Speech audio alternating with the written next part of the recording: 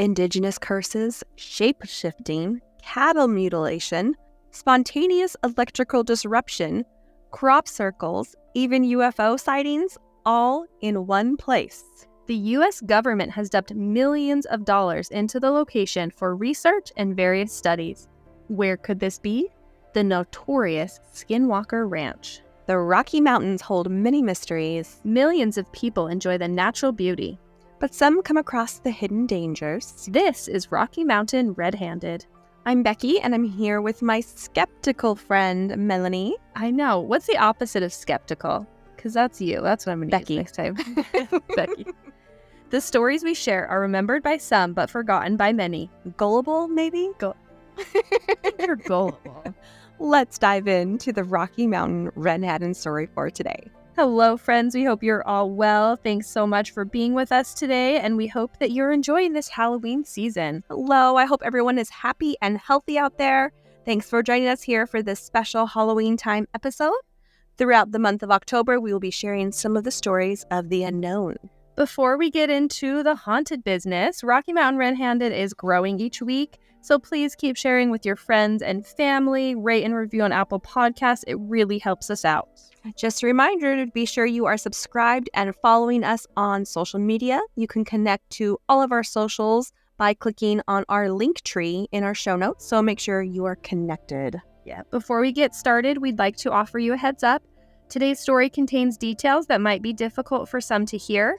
Though we always put great care and respect into each of our cases, the true stories do often explore physical violence, sexual violence, familial violence, suicide ideation, and other content that may be upsetting or triggering to some. Please take a moment to decide what's best for you. If you or someone you know needs help with emotional and/or crisis counseling and resources, please dial 988 in the U.S. Ask for help. You are not alone. So without any further delay, let's get to our frightening episode today. This case is from the Beehive State, Utah. The episode is entitled Yee Naalooshi. So I had to practice saying that before we started. I kind of struggle with names, if you guys didn't know. Well, I practiced beforehand. This is in Navajo, and Navajo is a very difficult language. Yeah, which is Skinwalker, or by means of it, it goes on all fours in Navajo. Yeah, so Yee Naalooshi means Skinwalker. Say that 10 times fast. Yes, I'm not going to. The Uintah Basin of Utah is well known for a lot of paranormal activity. The Skinwalker Ranch is the hub of all sorts of the unexplained. UFO sightings, strange illnesses, animal, specifically cattle mutilation. It's nasty, by the way.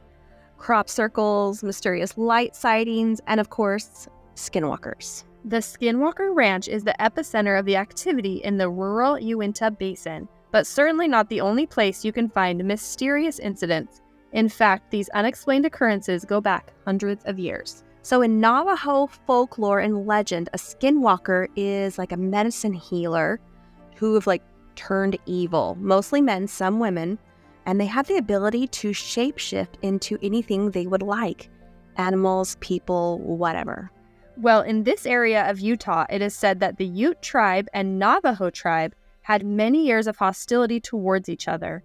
The Navajo Nation was approximately 400 miles south of the area, but when the two tribes did meet, it was very unpleasant between them. Unpleasant for everyone involved. Right. Yeah, the Navajo made an attempt to move their nation's land north, and it caused a huge conflict. They were the Navajos were the more aggressive people, and they even had Ute slaves that they kept. The Ute tribe didn't want anything to do with the Navajos, obviously. They fought off these invaders and held onto their lands in the Uintah Basin area. So, as legend goes, the Navajo tribe cursed the land with skinwalkers, and those skinwalkers still roam the land today. So, I love the Uintah Basin. It is where my family is from. And if you're from the Basin, everyone, if you know if someone's from that area. That's what they call it. Is because it's if you're from there, it's the Basin. Yeah. Mm-hmm. So I'll just tell you that you're if you're from there, you're always tied to the area. It gets in your blood and it stays there no matter how far you roam. The Uintah Basin is located in eastern Utah. And even Utahns don't hear much about eastern Utah. So it's very rural. Have you ever been to eastern Utah? I don't think I've ever. You haven't been to the Basin? I don't think I've been to the Basin. I'll take you one day. Okay, sounds good. We'll go visit. This will be part of our tour. Exactly.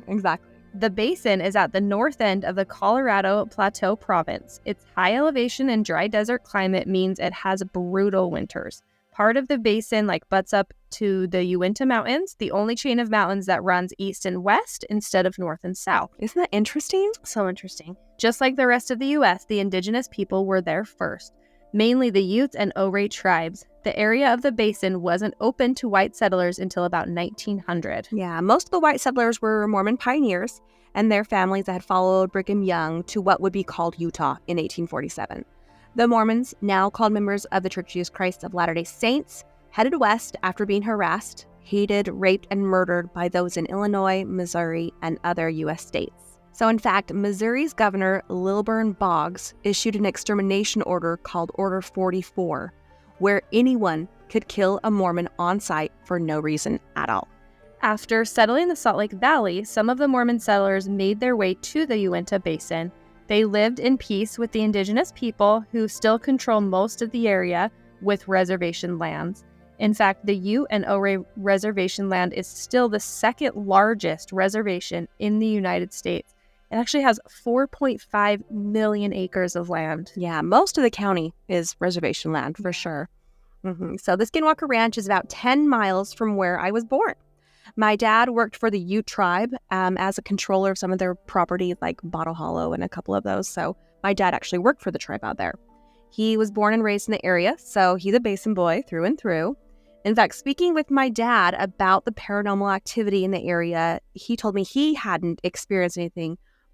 But his cousin Verl, a very well-respected and loved man in the community, did have a brush with something out of this world about 50 years ago. Wow, that's crazy. What happened? Yeah, I had no clue about this. So, yeah, I had no clue. I'd never heard this in family stories, but there's tons of newspaper articles about it and in books and stuff. So I'm going to share a little bit about my crazy family history. I think it's awesome. So Verl and his family owned a ranch just north of Skinwalker Ranch. My dad told me a little bit about it, but being the researcher I am, I found great research materials on his recorded account with a local historian named Joseph Jr. Hicks, who ended up being my dad's next door neighbor for decades. Is this crazy, right? It's a small town. So a huge thank you to Frank B. Salisbury, PhD. He wrote a book called The Utah UFO Display, in which he deeply researched Junior's records. It's a great read and available online. I highly recommend you go and read it if you are interested in it. So we'll include a link if you want to dive deeper into the paranormal activity of that area, which a lot of people call the Basin UFO Alley, Utah's UFO Alley. Interesting. So the following is a direct quote from Dr. Salisbury's book. Quote, Verl was an assistant bank manager in Roosevelt with a small farm a few miles east of town. He and his wife proved to be intelligent and very thoughtful witnesses who were deeply impressed by their experience with a UFO. They were coming home from a bank party with one son, Dan, asleep on the back seat, but another son, Alan, awake and watching. Continuing quote, as they came up over a hill, there was a bright orange light hovering over their home and rhythmically changing in intensity. They had a strange feeling and were a little worried about their house. Verl floored the gas pedal, but as soon as they got within perhaps a quarter mile of their place, the object moved quickly to the south. Yeah, as their truck slid to a stop by their home, they jumped out and the light went out. So Verl said, quote, but it didn't go off just like shutting off a light in your room. This bright light went from bright orange to a yellow, to a blue, to a gray, and nothing left. The light came on again in the opposite fashion from a gray and gray to blue in this bright orange. Just as we jumped out of the car, it went up in the sky. It looked like a meteor in reverse. It left a trail far behind it. It was very near a clear night. It left a trail far behind it, and it was a very clear night, end quote. So Leah, Verl's wife, thought they were making contact with just their casual conversation there in the truck. When they first saw the unusual sighting, I'll say, Verl said, quote, look, there's a flying saucer, end quote. And the light went out immediately. All the speculation is quite typical of Uintah Basin sightings, the book says. Yeah, so the couple had no doubt that, quote, it was something beyond anything ever produced by men on this planet. That was entirely some type of extraterrestrial machine, the way it went upward and out of sight. Oh, you just could hardly believe it. When it first started, it didn't just slowly start. It seemed instantly to be going, not with a jerk, but with almost without a jerk. In just a second or two, it was out of sight. End quote. So this was your dad's cousin. Did you talk to him about it? No, he's passed on. Oh, okay. So Yeah. you just read his recolation. Yeah, no, but like, I looked it up. He's like multiple newspapers, like national newspapers, and like in a couple books and histories. Is that crazy? And he was highly respected.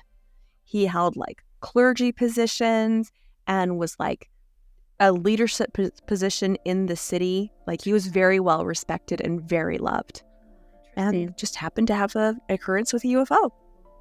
So I actually have a Skinwalker story, Becky. Are you dying to hear I it? have been dying to hear this. Yeah. Listeners, I've known that she's had a Skinwalker story, and I was like, nope, I want to hear it first account with you, the listener. So here we go. Okay, so my husband and I used to work at a troubled youth facility, and all of the kids out there would always talk about how there were skinwalkers. Apparently, there was like burial grounds somewhere near where the facility is, and so kids would talk about it all the time.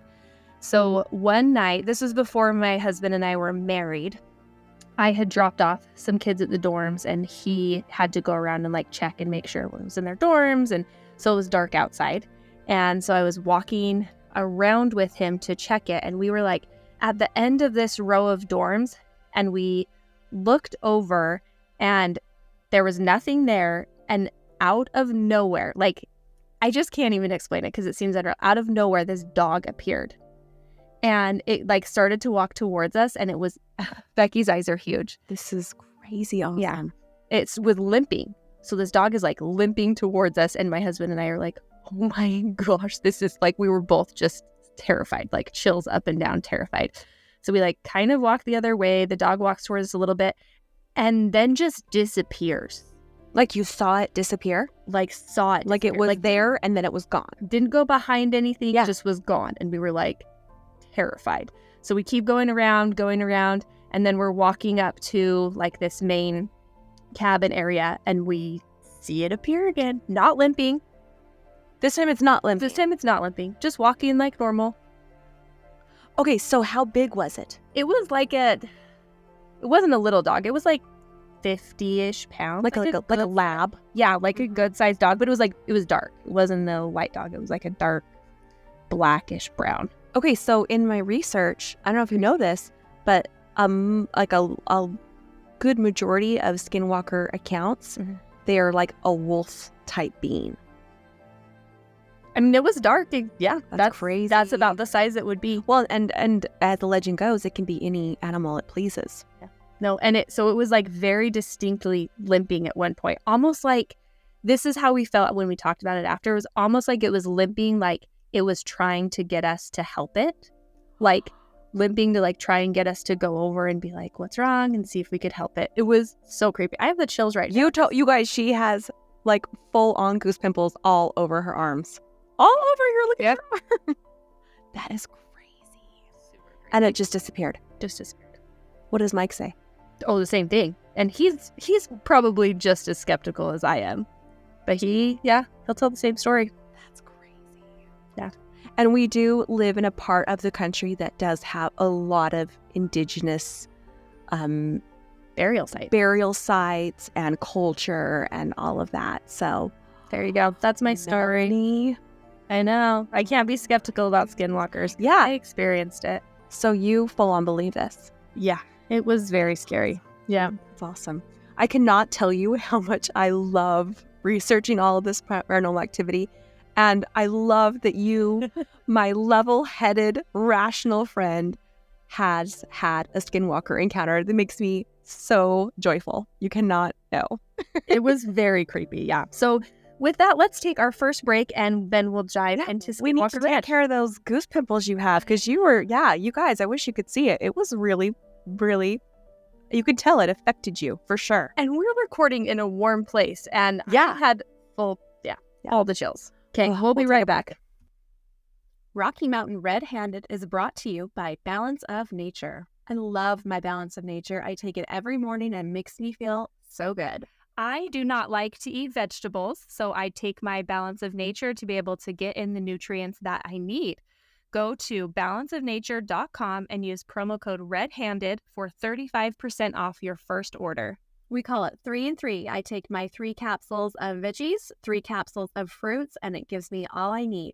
So that's Balance of Nature, promo code REDHANDED.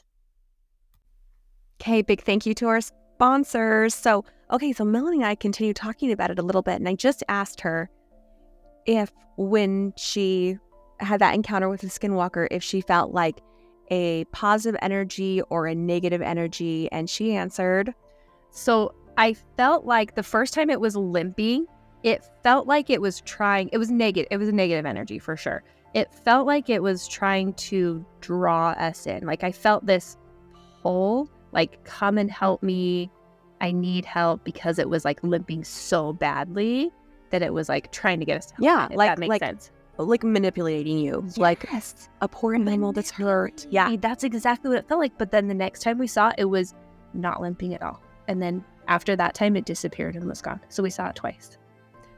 Okay, so would it have freaked you out more if you were alone? Yes. But yeah, for sure. So can I say that the Skinwalker maybe brought you and Mike together?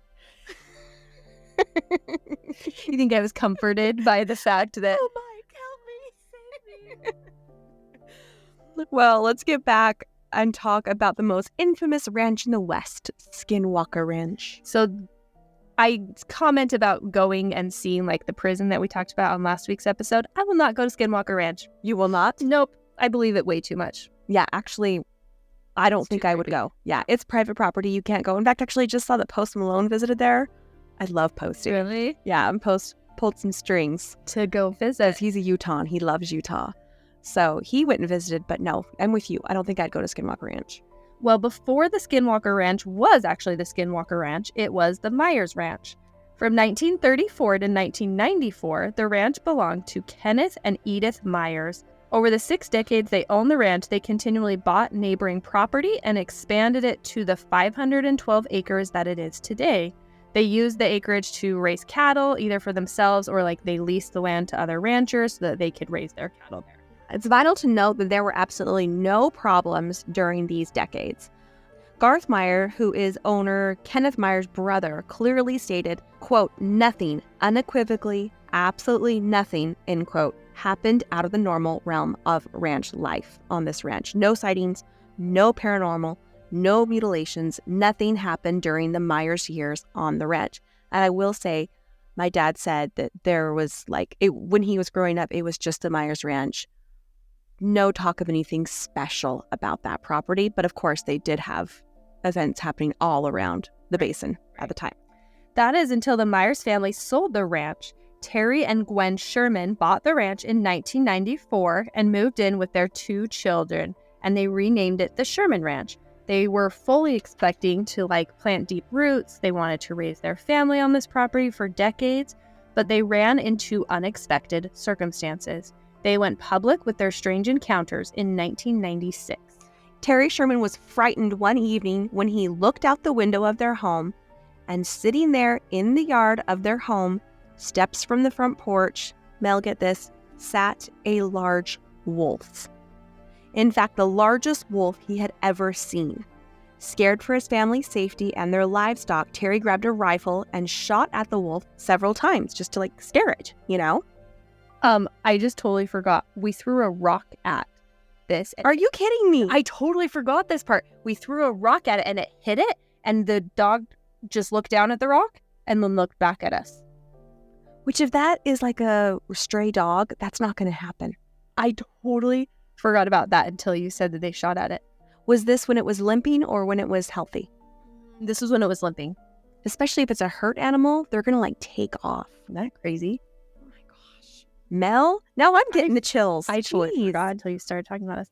Sorry, guys. This is crazy. Okay, so yeah, Terry went out and grabbed the rifle and shot at the wolf several times to scare it away. Yeah. So he took several sure shots like he knew he could not have missed the oversized wolf, and the wolf didn't move. It just sat, unalarmed, unflinching, staring right back at Terry. The wolf did eventually move, and Terry, like not believing what had just happened, followed it to finish what he had started. Really quick, sorry. So your skinwalker, did you feel like it was looking at you, watching you? Yes. This is a freaky episode. So he couldn't have a monster-sized wolf roaming around his ranch, of course. It, obviously caused a lot of trouble with the livestock. So Terry followed right after it until the paw prints disappeared. Not faded. He didn't lose track. The tracks of the wolf stopped and disappeared. Oh my gosh, I feel this. Remember, a skinwalker is a shapeshifter. So, like, did Terry Sherman see an actual shapeshifter that night? We are no wildlife experts, but we wanted to see, like, how common wolves are in Utah. So we checked with the Utah Division of Wildlife Services. Currently, wolves are listed as endangered in Utah. The 90s at that time was not any better for the wolf population. Yeah, so wolves are not running around Utah, especially in like the more desert areas like eastern Utah. So here is a quote from the Wildlife Service website. Quote, although there have been confirmed wolf sightings and rare instances of wolf-related livestock depredation, there are no known established packs in Utah. Since wolves were reintroduced in the Northern Rockies in 1995, the DWR have been able to confirm around 20 wolves in the entire state, end quote. So what's the chances of having a giant wolf show up in a human-inhabited area? Not likely, right? Yeah, I mean, I definitely would agree with you. That wasn't even the scariest incident, though, that the family experienced. They had numerous sightings of flashing lights on mysterious objects in the sky, their fields vandalized with shapes carved through the crops, kind of like crop circles, countless cattle mutilations, and even mysterious sounds and voices. The family wanted to stay and build a legacy in the community, but after 2 years of these strange occurrences, they gave up. They threw in the towel. They listed the ranch, all 500 acres, for sale. After questions for the community, they shared their experience with the townspeople and the Deseret News, which is a newspaper out of the Salt Lake City area. And they actually wrote a story about those experiences. About the same time as they went public, they sold the ranch, not wanting to spend another day on the premises. Las Vegas millionaire Robert T. Bigelow bought the property. A year prior to the purchase of the ranch, Bigelow established the National Institute for Discovery Science. So he dumped a lot of money into the ranch, not in like cattle ranching or farming, but research and observation of the paranormal. Yeah, that's right. So it became the headquarters of NID-Psi. Bigelow added to the ranch with a unique touch, adding observation towers and permanently moving in 2 scientists and a veterinarian to watch over the ranch lands. The property was then under surveillance 24 hours a day, 7 days a week, 365 days a year. An elaborate security system was added where all 500 acres of the land was recorded and watched every second of the day. So on March 12, 1997, shortly after Bigelow purchased the ranch, a biochemist working for NID-Psi saw a very strange occurrence. Colm Kelleher, PhD, spotted something in a tree, almost casually watching the group of scientists below. Kelleher claimed he saw a large human-like creature observing their group from about 20 feet above them. Freaky. Kind of reminds me of like Predator. Creepy. The creature had large yellow eyes and stared motionless until Kelleher fired a rifle in its direction. The creature disappeared but left tracks in the snow. Kelleher is quoted saying, quote, "It was then that I saw it, a single, obvious oval track about 6 inches in diameter embedded deeply in the patch of snow." Quote, "It looked unusual. A single large print in the snow with 2 sharp claws protruding from the rear of the mark going a couple of inches deeper into the snow. It almost looked like a bird of prey, maybe a raptor print, but huge, and from the depths of the print, from a very heavy creature," end quote. So yeah, the Basin gets a lot of snow. Yeah. A lot of snow. So that actually would really record how big the beast was. Right. What the print was. Yeah, exactly. So during the years that Bigelow owned the ranch, there were occasions when witnesses would see strange sightings near the Skinwalker Ranch, yet not technically like on the property of the ranch. Bottle Hollow, which is a man-made reservoir that skirts the border of the ranch, has been home to several sightings. In 1998, a local police officer swears he saw a bluish-white light plunge into the reservoir and then shoot out of the water and fly away. Then, just a few years later at the same location, Bottle Hollow Reservoir, a group of 4 men all swear witnessed a blue and white lighted ball. Sound a little familiar? It dove straight into the water, just feet within them standing on the shoreline. The same energy, the light, surfaced in a different shape, in a belt-shaped and shimmering object. Crazy, huh? So here is a quote from one of the witnesses. After performing a brief, writhing aerial dance, the belt of light zapped away at a high rate of speed, hugging the ground before disappearing below the top of Skinwalker Ridge. So cattle mutilations were unfortunately a somewhat common occurrence on the ranch. The most surprising thing happened in broad daylight. The group of researchers and a veterinarian was surveying the land one afternoon and saw a certain cow, happy and healthy, just hanging out like cows do. Yeah, less than an hour later, the same cow was lying dead and mutilated. The strangest part of this story is the complete lack of blood around the cow. There was no spilled blood, yet the animal had large gaping wounds that could not have been an attack from another animal.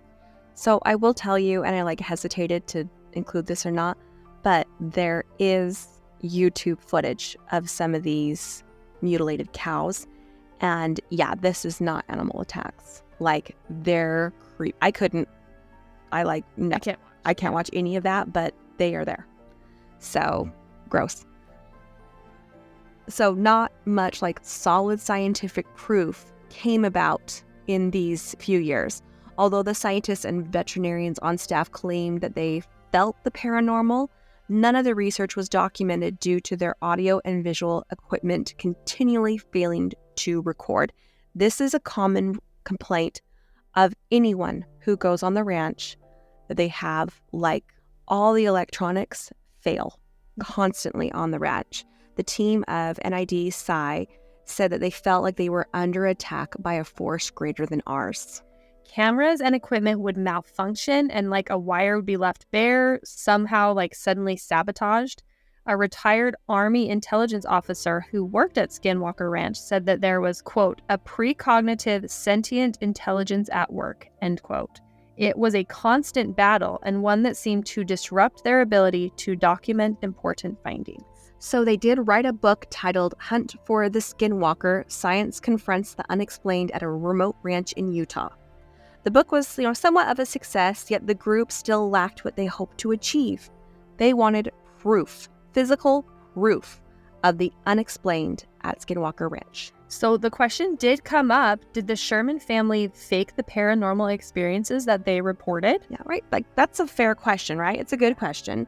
Or did they lie just to make a bunch of money? I mean, they sold the ranch to a millionaire who was obsessed with paranormal experiences. Right. I believe the short answer is probably not. In 1994, the Sherman family sold the ranch to Robert Bigelow for just $200,000, which is not exactly a fortune, right? Yeah, even back then, yeah. The average home sale price in Uintah County in 1995 was $218,000. The Shermans sold their home and 500 acres for $200,000. That's not exactly a money-making scheme. Soon, more money than you and I could even dream about was thrown at Skinwalker Ranch, courtesy of Uncle Sam. We will share the details after our last sponsor break. Give your brain the natural nutrients, blood flow, and neurotransmitter support it needs to make the fight with depression an unfair fight. Get stronger daily with Whole Supplement. Build momentum each day with the Whole Depression Relief Stack, the 3 targeted daily formulas that will help you feel, enjoy, and progress again. So, how do you take the whole stack? 1. Wake Up Formula. Take Wake Up in the morning with a glass of water to kick off your day with motivation and energy. Number 2 is the Daytime Formula. Take daytime around lunch to ensure you have the focus, mood, and productivity to power through the day. That sounds like something we all need. Number 3, the Sleep It Off Formula. Take Sleep It Off about an hour before you plan to go to sleep for amazing rest and brain support that will consistently set you up for better days.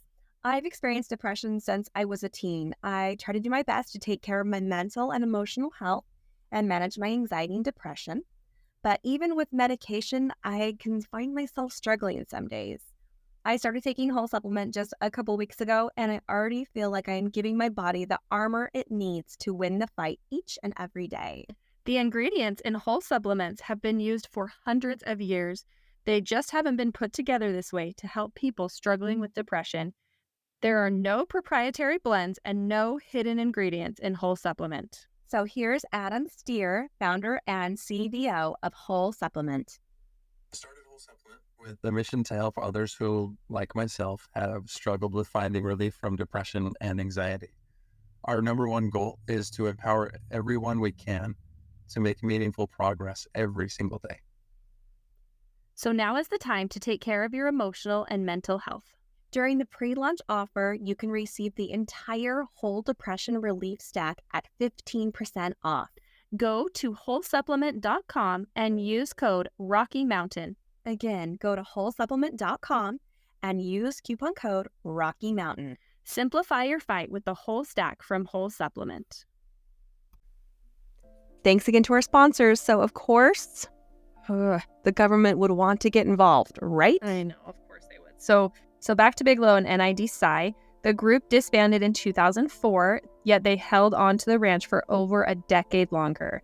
And not just like for sentimental reasons, Robert Bigelow received correspondence from a senior official at the U.S. Defense Intelligence Agency. The government had heard about the goings-on and the strange activity at Skinwalker Ranch and wanted to see it firsthand. So there's a rumor that during the visit by government officials, they experienced a sighting for themselves. Yet, I was not able to confirm this with exact reporting or with names or anything, but I did see that mentioned in several different places. Nevertheless, the visit definitely did make a strong impression on the government officials, for sure. Shortly after their visit to Skinwalker Ranch, the U.S. Defense Intelligence Agency created the Advanced Aerospace Threat Identification Program, or it's called AATIP. The creator of this program, Senate Majority Leader and Nevada native Harry Reid, he gave the program an annual budget of $22 million per year. Of course he did. Oh my gosh. Oh, and by the way, Robert Bigelow just so happens to be really good friends with Harry Reid. Coincidence? I think not. The directive for AATIP, so this is their directive, okay? Research wormholes, warp drive technology, UFOs, and other unexplained phenomena. Skinwalker Ranch was a location for some of this research, and also Robert Bigelow's aerospace subsidiary. Again, do you think this is just by chance? Probably not. Probably not. The New York Times reported in 2017 the following. In the $600 billion annual Defense Department budgets, the $22 million spent on the Advanced Aerospace Threat Identification Program was almost impossible to find, which was how the Pentagon wanted it. Continuing the quote, for years the program investigated reports of unidentified flying objects, according to Defense Department officials, interviews with program participants, and records obtained by the New York Times. It was run on the 5th floor of the Pentagon Sea Ring, deep within the building's maze. The Defense Department has never before acknowledged the existence of the program, which it says it shut down in 2012. But its backers say that while the Pentagon ended funding for the effort at that time, the program remains in existence. For the past 5 years, they say, officials with the program have continued to investigate episodes brought to them by service members while also carrying out their other Defense Department duties. Do you remember that video footage from the Navy chasing the light? Did you ever see that? I don't know if I saw that. Oh yeah, go look at it. It's awesome. Yeah, so this department kind of handles all of that, all the UFO-y type stuff. So the shadowy program, parts of it remain classified, began in 2007, and initially it was largely funded by the request of Harry Reid, the Nevada Democrat who was the Senate Majority Leader at the time, and who has long had interest in space phenomena. Most money went to an aerospace research company run by a billionaire entrepreneur and longtime friend of Mr. Reid's, Robert Bigelow, which we spoke about before, who is currently working with NASA to produce expandable craft for humans to use in space. Mr. Reed says his interest in UFOs came from Mr. Bigelow. In 2007, Mr. Reed said in the interview, Mr. Bigelow told him that an official with the Defense Intelligence Agency had approached him wanting to visit Mr. Bigelow's ranch in Utah, where he conducted research. Bigelow's subsidiary published a 500-page report called the 10-Month Report. It shares details of many UFO sightings and names Skinwalker Ranch, quote, a possible laboratory for studying other intelligences and possible interdimensional phenomena, end quote. That's a bold statement. Yeah, that's crazy. The AATIP was actually dissolved in 2012, and the results of the program are unclear. Bigelow owned the ranch for 20 years, and then he decided to sell it to the Adamantium Real Estate Group in 2016. And who was behind this real estate group? Actually, no one knew. It was kept a tight-lipped secret. So the Adamantium Real Estate Group was really just one man, a man who wished to remain anonymous. That until about 4 years after the purchase. Brandon Fugel, a real estate mogul and a Utahn, finally came forward and publicly announced that he was the new owner.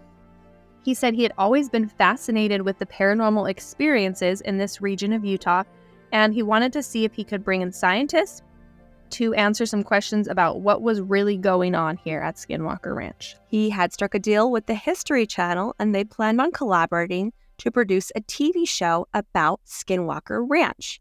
Mel, love it or hate it, reality TV. I really like reality. Do you really? Yeah, you don't. No, I don't watch any reality TV show. I like watching reality TV. I have never seen an episode of The Bachelor. Really? I used to watch it all the time, but the past few years, it's really gone downhill. Do you watch like The Real Housewives? Some of them.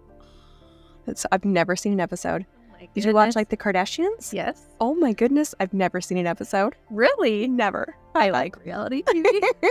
Have you ever seen the Skinwalker show? No, I haven't. It's still on. They're like on season 4. Man, I should check it out. Yeah. Well, astrophysicist Dr. Travis Taylor has been studying the ranch for some time now and is still working on Skinwalker Ranch. He's actually a big part of the reality show.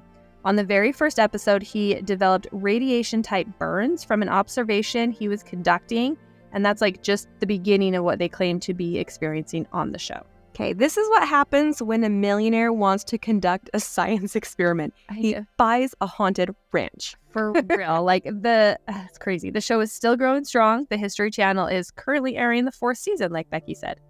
So here's the question. What's really the deal at Skinwalker Ranch? Are people lying just to make money? Or do people really want to believe that there's more out there? Sometimes you just really want it to be true, right? Could we really have extraterrestrials coming and visiting the Basin? Beck, what do you think? You're not skeptical. Do you think stories of skinwalkers are true? Yes. Do you believe my story of skinwalkers? Yes, 100%. Yeah, it's crazy. Yeah, for sure. I mean, I think I would believe it less if I hadn't experienced that myself. But it is crazy.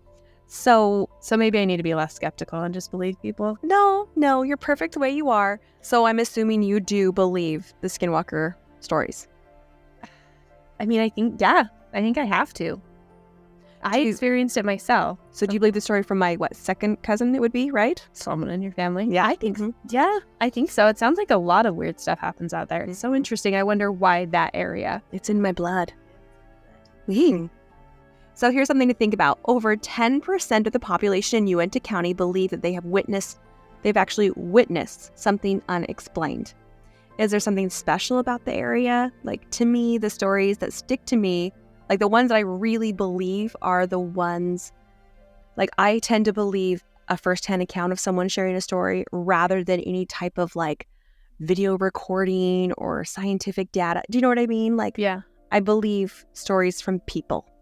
Yeah. What do you think? Yeah, I mean, like I said, I believe it because I experienced it specifically. But I think so too. I think I believe somebody that I know that has experienced something like that, I would believe over any video. We can manipulate videos so easy these days. It's hard to actually believe like what you see. Yeah. So I had to add this in here at the end. Someone I know very well and who I really trust shared a story with me. This is years ago. He and some friends were on a dirt road outside, like out towards the north rim of the Grand Canyon. It was like the middle of the night, and all of there were 4 guys there. They all saw a same thing. This person, he swears it was a skinwalker. So I'd heard this story again, like it was probably 15 years ago, he told me. So I called him up and asked him to share the story again with me, because I hadn't heard it in quite a while. And when I told him the reason I was calling, he started to laugh it off. And he said, like, don't mention my name. I don't want people to think I'm crazy, right? And I was like thinking this reaction seemed to be like common way people handle these type of things. Don't you think? Like they almost laugh it off and try not to believe it happened. Do you know what I'm saying? Yeah, I mean, it's because of skeptical people like me, Becky. Which is good. Uh-huh. Yeah. No, but I totally agree. I don't tell my skinwalker story very often. But now you just told. No, I just told the world. Yeah. The whole world listens to our podcast. Everyone. I'm very optimistic. But yeah, I agree that probably a lot of people don't share their stories. Yeah. And so like with a laugh, this friend of mine, shared the incident, almost first staking that word claim of like, I don't want people to think I'm crazy. It almost gives that person like a little bit of armor. Don't you think that like, I'm not going to let people think I'm crazy? Yeah. And so he reluctantly shared the story. The skinwalker my friend saw was in like more of a human form. The creature, he said, was tall, white and pale, thin, and looked indigenous in nature. He described him as fast-moving, yet not moving at all. Almost a still-like presence, but gone, traveled out of the line of sight before they even realized it. Wow, that's crazy. Isn't that crazy? Yeah. And I'll tell you, this friend of mine like laughed off at first and everything, but the tension in his voice as he was giving those details, like I know that happened to him. Crazy. We thought that the following quote regarding UFO phenomena is the best way to close this case. Harry Reid was quoted in the New York Times article in 2017. He said, quote, "If anyone says they have the answers now, they're fooling themselves. We do not know, but we have to start someplace," end quote. That's actually a really good quote by Harry Reid. Yeah. Mm-hmm. So yeah, real quick, you will definitely want to see the pictures posted on our social medias. Yeah, that's right. An amazing photographer named Christopher Bartel, along with the University of Maryland Art Gallery, hosted a show named the Skinwalker Ranch Portfolio. The photos are breathtaking, and you will not want to miss seeing these pictures. They are beautiful and creepy and just all at once. It's amazing. Christopher Bartel was actually a security officer there at the Skinwalker Ranch from 2010 to 2016 during the Bigelow years. You definitely want to check them out. So go look on social medias. Check them out. Now, on to our Rocky Mountain Redemption, and this one is courtesy of Becky from what I hear. This is a little surprise for you, Mel. Yeah. So I'm bringing you the redemption today because I live in Utah, so it counts, right? Totally counts. Let's hear it. Okay, so I have a new favorite website. It's called ArcGIS. They're actually a software company that creates like interactive web maps. But they have the coolest thing. They have a UFO sighting map that you can go and look on. It almost reminds me of like the Santa tracker at Christmas. But it's UFO sightings. That is cool. The map contains over 80,000 records of UFO sightings over the past century. You can actually control which year's data is seen. You can click on like a near me icon so you can see exactly what is in the skies above your head. I love it.